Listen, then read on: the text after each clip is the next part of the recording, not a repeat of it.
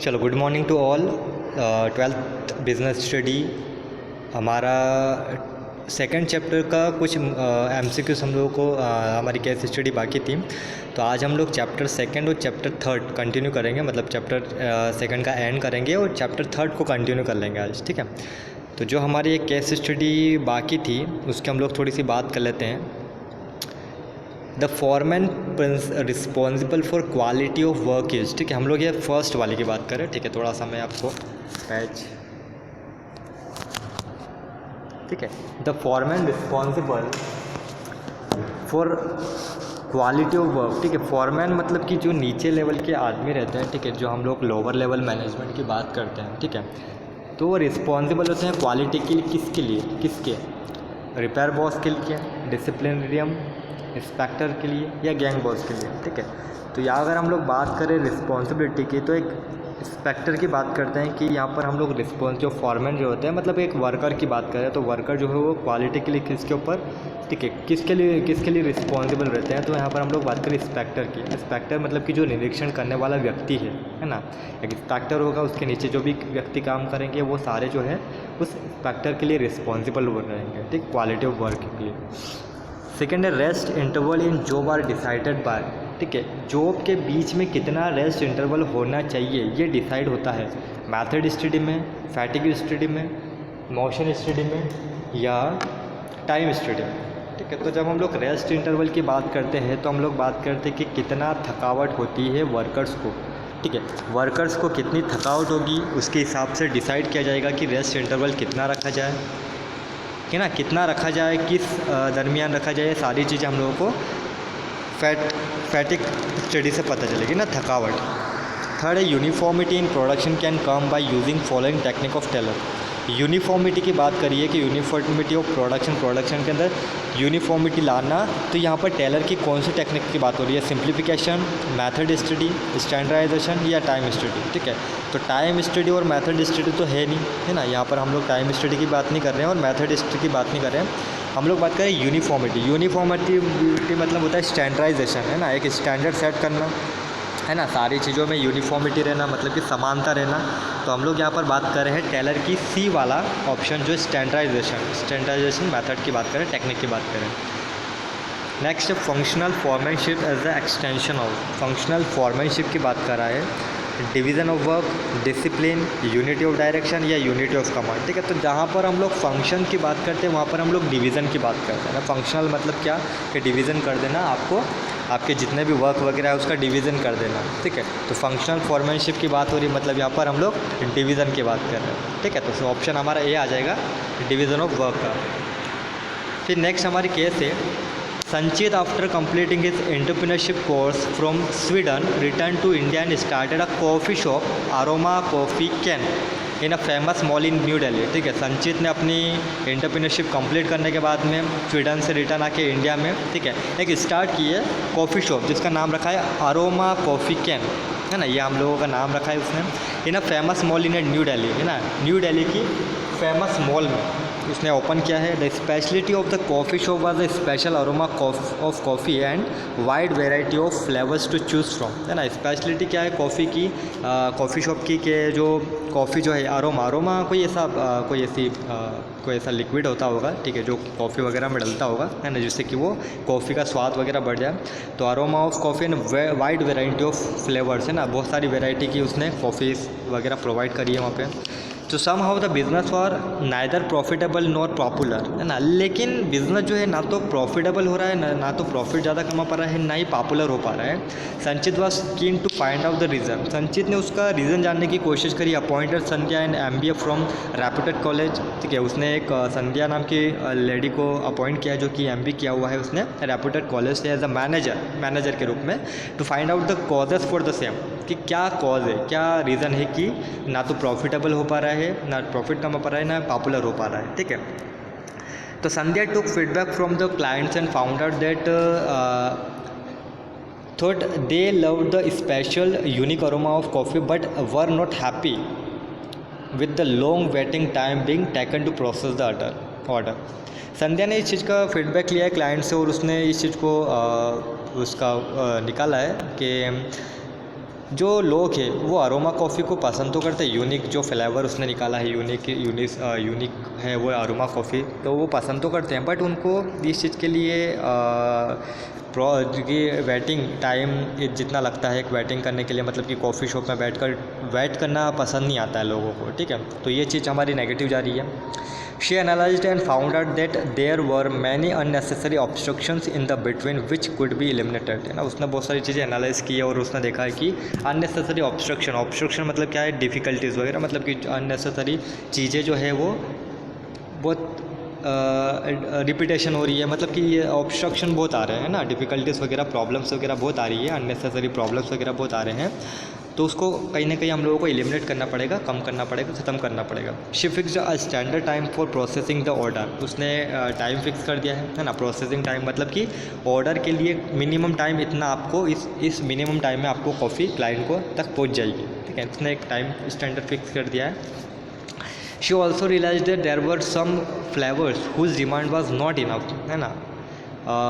So she also decided to stop the sale of such flavours, ठीक है। उसने इस चीज़ को भी रियलाइज़ किया कि कुछ ऐसे फ्लेवर है जो कि डिमांड नहीं होते हैं या फिर बहुत कम डिमांड होते हैं, तो उस चीज़ को क्या किया जाए, स्टॉप कर दिया जाए, सेल को स्टॉप कर दिया जाए, सेल को कम कर दिया जाए।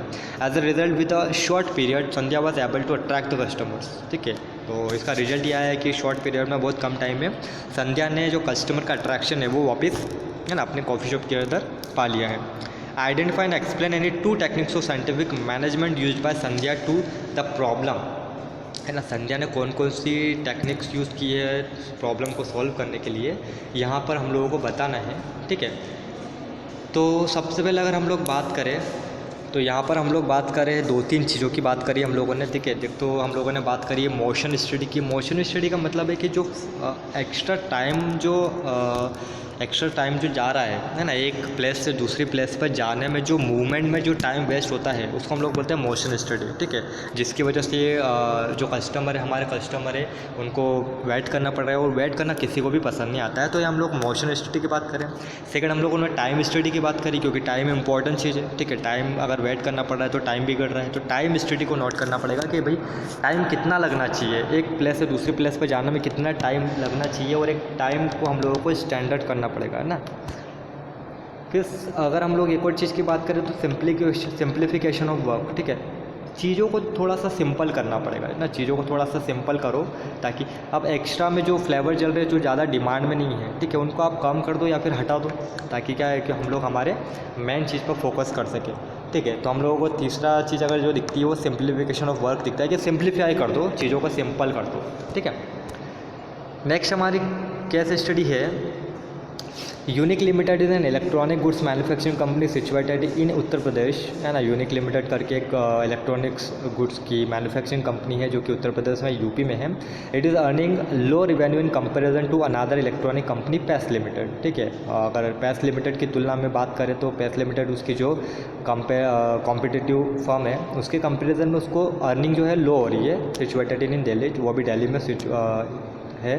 Both the enterprises are affected by the investor customers competitors and supply in the respective locations, है ना। सभी अगर हम लोग बात करें तो दोनों इंटरप्राइजेस को अफेक्ट करती है, उसके इन्वेस्टर, कस्टमर्स, कॉम्पिटिटर्स, सप्लाई, जो भी हमारे फैक्टर्स की बात हो रही है वो सारे फैक्टर्स उनको उसी लोकेशन पर जो है उनके रिस्पेक्टिव लोकेशन पे जो भी उनकी लोकेशन है वहाँ पर उनको फैक्टर जो है अफेक्ट करते ही हैं दोनों को। At the same time both are also affected by electronic conditions, change in technology etcetera, ना। इसके अलावा अगर हम लोग बात करें तो सेम टाइम में उनको 2-3 चीज़ें और अफेक्ट करती है, जैसे इकोनॉमिक कंडीशन हुई तो दोनों को अफेक्ट करेगी, चेंजेस इन टेक्नोलॉजी में चेंजेस आया तो दोनों का इफेक्ट करेगी। Identify the features of business environment discuss in above paragraph, यहाँ पर हम लोगों को बताना है कि कौन से फीचर्स की हम लोगों ने बात करी है पूरे पैराग्राफ में बिजनेस इन्वायरमेंट की। रिलेटिविटी एंड कॉम्प्लेक्स की, complex and all external forces, specific and general and dynamic की बात हो रही है, या फिर हम लोग बात कर रहे हैं relativity and specific and general forces की, ठीक है। तो यहाँ पर हम लोगों ने बात करी है लास्ट वाला ऑप्शन जो है हमारा, relativity and specific and general. Relativity मतलब कि क्या है, मतलब कि दोनों एक दूसरे से रिलेट बात कर रहे हैं, रिलेट है मतलब कि अगर उसको जो फैक्टर इफेक्ट करेंगे वो इसको भी करेंगे, ठीक है। और वो फैक्टर कौन कौन से हो सकते हैं, स्पेसिफिक भी हो सकते हैं, जनरल भी हो सकते हैं। स्पेसिफिक फैक्टर में हम लोगों ने बात करी थी कि हमारे कस्टमर, कॉम्पिटिटर्स वगैरह। जनरल फैक्टर्स में हम लोगों ने बात करी थी हमारे इकोनॉमिक कंडीशन, हमारे टेक्नोलॉजी चेंज होती है, हमारे सोशल इन्वायरमेंट हो गया, जो भी हमारे एक्सटर्नल पार्ट है वो सारी चीज़ें। तो यहाँ पर हम लोग तीन चीज़ों की, relativity, specific and general forces, तीनों चीज़ों की हम लोग बात कर रहे हैं। तो हमारा ऑप्शन आ जाता है डी वाला, ठीक है। सेकेंड है, it may be difficult to know the extent of the relative impact of the social, economic, political, technological और legal factors on changes in demand of a product in the market. हाँ, ये पता लगाना बहुत difficult होता है कि कौन सा एक्चुअल में कितना इम्पैक्ट करेगा, सोशल इकोनॉमिक, सोशल हो गया, इकोनॉमिक हो गया, पॉलिटिकल हो गया, टेक्निकल हो गया, लीगल फैक्टर कितना क्या चेंज होगा हमारे डिमांड के ऊपर, हमारे, ठीक है, हमारा बिजनेस के ऊपर। तो which features of business environment is highlight by this point. यहाँ पर हम लोग किस चीज़ की बात कर रहे हैं, ठीक है। हम लोगों ने देख तो लिया कि यहाँ पर फैक्टर्स की बात हो रही है, लेकिन हम लोग कौन से फीचर्स की बात करें, तो हम लोग यहाँ पर कॉम्प्लेक्स फीचर की बात करें कि कॉम्प्लेक्सिटी है ना, कितना कौन सा फैक्टर हम लोगों को कितना इफेक्ट करेगा, ये हम लोग कभी डिसाइड नहीं कर पाएंगे ना, ये हम लोग कभी पता नहीं लगा पाएंगे। तो ये कॉम्प्लेक्स चीज़ है, ठीक है। थर्ड है, two big banner movies were schedule to be release on the same date, है ना। 2 बैनर की मूवी जो है वो एक ही टाइम पर रिलीज़ होने के लिए आई है। On the last moment release of one of the movies had to be postponed due to opposition of a group of people due to some unethical contents related to the release and was shown in that movie, ठीक है। उसमें से एक जो movie है उसको postpone कर दिया गया है क्योंकि उसने अपोजिशन, मतलब कि जो हमारा सोसाइटी है उसके प्रति कोई ऐसी चीज़ बताई होगी, रिलीजन वगैरह, धार्मिक कोई ऐसी चीज़ बताई होगी जो कि लोगों को पसंद ना आए, तो उसको हम लोगों ने क्या कर दिया है, मतलब कि जो भी हमारा इंडस्ट्री होती है वहाँ पर उस चीज़ को लिए उसको पोस्टपोन कर दिया गया है, अभी कुछ टाइम के लिए उसको नहीं रिलीज़ किया जाएगा, ठीक है। The other movie release on the time and made huge profit as there was no competition and movie which was postponed suffer loss, ठीक है। तो जो मूवी रिलीज़ हो रही है उसको अच्छा प्रॉफिट हुआ है, ठीक है, क्योंकि कंपटीशन नहीं है, और जो मूवी रिलीज़ नहीं हुई थी, पोस्टपोन हो गई है, उसको बहुत लॉस बियर करना पड़ा है। फर्स्ट है, which feature of business environment is highlight here. यहाँ पर कौन से फीचर की बात कर रहे हैं हम लोग बिजनेस इन्वायरमेंट की, तो यहाँ पर हम लोग बात करें स्पेसिफिक जनरल फोर्सेस की, स्पेसिफिक एंड जनरल फोर्स नहीं, सॉरी, यहाँ पर हम लोग बात कर रहे हैं रिलेटिविटी। रिलेटिविटी मतलब क्या कि एक दूसरे से रिलेट रख रहा है, ठीक है।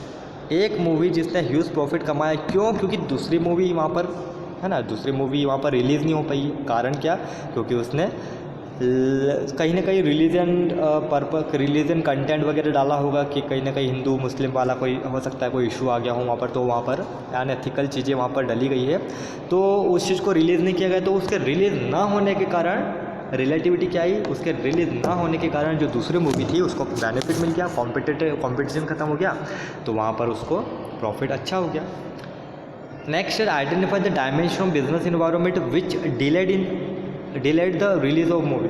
कौन से डायमेंशन की बात हो रही है बिजनेस इन्वायरमेंट की जिसमें कि डिले किया गया है, तो यहाँ पर हम लोग बात कर रहे हैं सोशल इन्वायरमेंट की, क्योंकि यहाँ पर सोशली उसने कुछ ऐसा बताया होगा, उसने कुछ मूवी में ऐसा डाला होगा कि वहाँ पर रिलीजन है ना, कुछ ऐसा जो कि लोगों को पसंद नहीं आता है, तो उसको हम लोग क्या करते थे, पसंद नहीं कर पाते हैं मूवी को, ठीक है। तो सोशल इन्वायरमेंट की बात करें कि सोशली कुछ न कुछ ऐसा डला होगा अनएथिकल जो कि लोगों को पसंद ना आए, है ना, कुछ धार्मिक चीज़ों के ऊपर इफेक्ट हो सकता है इसके ऊपर, तो यहाँ पर हम लोग सोशल इन्वायरमेंट की बात कर रहे हैं, ठीक है। Next, with the introduction of mineral water bottles in India, Bisleri was able to capture the big market share in India. Introduction हुआ मिनरल वाटर का, तो वहाँ पर हम लोग बिस्लरी को सबसे पहले लेते हैं। बिस्लरी सबसे फर्स्ट आई थी जिसने कि मार्केट में जो है वो अपना शेयर, है ना, बड़ा शेयर गेन किया है। Which importance of business environment highlight किया, कौन से इंपॉर्टेंस की बात करूँ, कौन से बिजनेस इन्वायरमेंट को हम लोगों ने हाईलाइट किया है। Helps in policy making, identify threat and getting warning signals, helps to tapping resources, या help to identify opportunity and getting first mover advantage. तो यहाँ पर हमारा ऑप्शन है लास्ट वाला, helps to identify opportunity and getting first mover advantage, ठीक है। बिस्लरी ने इस चीज़ को देखा कि यार इंडिया वाला मार्केट जो है वहाँ पर, ठीक है, पहले जब बिस्लरी आया था तो लोगों ने बहुत क्रिटिसाइज़ किया था कि पानी जो है वो तो फ्री की चीज़ है ना, पानी को कैसे बेचा जा सकता है ना। लेकिन आज उसने बहुत बड़ा मार्केट जो है अब कैप्चर कर लिया है, ठीक है। तो यहाँ पर उसने क्या किया था, अपॉर्चुनिटी और थ्रेट को है ना आइडेंटिफाई किया, अपॉर्चुनिटी को यहाँ थ्रेट नहीं है, अपॉर्चुनिटी को आइडेंटिफाई किया और फर्स्ट मोर एडवांटेज की पहले आओ पहले पाओ वाला कंडीशन, ठीक है, एडवांटेज उठा लिया उसने। Next, Naman and Govind after finishing their graduation under vocational stream decided to start their own travel agency which will book rail ticket and air tickets on commission basis, ठीक है। नमन और गोविंद दो व्यक्ति हैं जिन्होंने अपना ग्रेजुएशन ख़त्म करने के बाद में एक एयर टिकट है ना, एयर टिकट और रेल टिकट वगैरह बुकिंग करना कमीशन बेसिस पर, ये सारी चीज़ें चालू करी है। They also thought of providing tickets with in 10 minutes through the use of internet, है ना, इंटरनेट का यूज़ करके 10 मिनट के अंदर हम लोगों को टिकट प्रोवाइड करवाना, ये उन्होंने सोचा है। दे discussed the idea of their professor Mr. Mehta, who liked the idea and suggested from the first analyze the business environment which consists of investors, competitors and other factors like social, political etc that may affect their business directly or indirectly, ठीक है। उन्होंने इस idea को उनके जो professor है mister Mehta उनको बताया, उन्होंने उस चीज़ को लाइक किया और बताया कि पहले बिज़नेस इन्वायरमेंट को एनालाइज करो कि आपके कौन से इन्वेस्टर है, कॉम्पिटिटर कौन है ना, सोशली पॉलिटिकली सारी चीज़ें कौन कौन सी इफेक्ट करेगी, सारी चीज़ों को देखना पड़ेगा क्योंकि कहीं ना कहीं डायरेक्टली और इनडायरेक्टली इफेक्ट करती है। He further told them about the technological improvements and shift in consumer preference that were taking place and hence they should be aware of the environment trends and changes which may hinder their business performance, ठीक है। सारी चीज़ों को ध्यान में रखना पड़ेगा, आपकी कंज्यूमर की प्रेफरेंसेस क्या है, टेक्नोलॉजिकल चेंज क्या हो रहे हैं, ठीक है, सारी चीज़ों को ध्यान में रखकर चीज़ें करनी पड़ेगी। He emphasized on making plans keeping in mind the threat posed by competitors so that they can deal with the situation effectively. The alignment to business operation with the business environment result in better performance, ठीक है। First वो बोला state any 2 features of business environment is discussed by professor Mehta with Naman and Govind. Professor Mehta ने कौन सी जो चीज़ें discuss की है उनके साथ में उनको बताना है हम लोग को। तो यहाँ पर वो बता रहे हैं कि स्पेसिफिक जनरल फोर्सेस को आप अपने कॉम्पिटिटर इन्वेस्टर जो कि इंटरनल फोर्सेस है, स्पेसिफिक फोर्सेस है, उनका ध्यान रखो, और जनरल फोर्सेस में इकोनॉमिकल, टेक्नोलॉजिकल, सोशली, ये सारी चीज़ें बताई उन्होंने। सेकेंड, डायनेमिक नेचर, जो कि हम लोग यहाँ पर बात कर रहे हैं, है ना, वो अगर कोई भी बिज़नेस खोलते हैं तो वो डायनेमिक नेचर का हो जाता है, गतिशील नेचर का, ठीक है। कभी भी उनमें कोई भी फैक्टर जो इफेक्ट कर सकते हैं, तो डायनेमिक नेचर एक इसका फीचर हो जाता है। सेकेंड है state any 2 importance of business environment referred to the above para. यहाँ पर पूरे पैरा के अंदर कौन से इंपॉर्टेंस की बात करिए बिजनेस इन्वायरमेंट के हम लोगों को बताना है। तो यहाँ पर हम लोग बात करें कि अगर हम लोगों ने थ्रेट्स को अगर हम लोगों ने आइडेंटिफाई कर लिया तो कहीं ना कहीं हम लोग वार्निंग सिग्नल ना, थ्रेट्स को समझ लिया, वार्निंग सिग्नल को समझ लिया, तो हम लोग क्या कर पाएंगे, वो कहीं ना कहीं हम लोगों को चीज़ें जो है वो हेल्प कर पाएगी, हेल्प कर सकती है, ठीक है। सेकंड है कि helps in planning and policy formulation, किस तरीके से प्लानिंग बनाना है, किस तरीके से पॉलिसी फॉर्मुलेशन करना है, ये सारी चीज़ें हम लोगों को वहाँ पर, ठीक है, मदद करेगी, ठीक है। तो ये हमारी पूरी केस स्टडी हो गई है ना। यहाँ तक अगर किसी को कोई प्रॉब्लम आती है तो हम लोग बात करेंगे, इसको पहले समझना है, ठीक है, बुक में देखना है, समझना है, उसके बाद में हम लोग आगे और डिस्कस करेंगे अगर कोई भी दिक्कत आती है तो, ठीक है।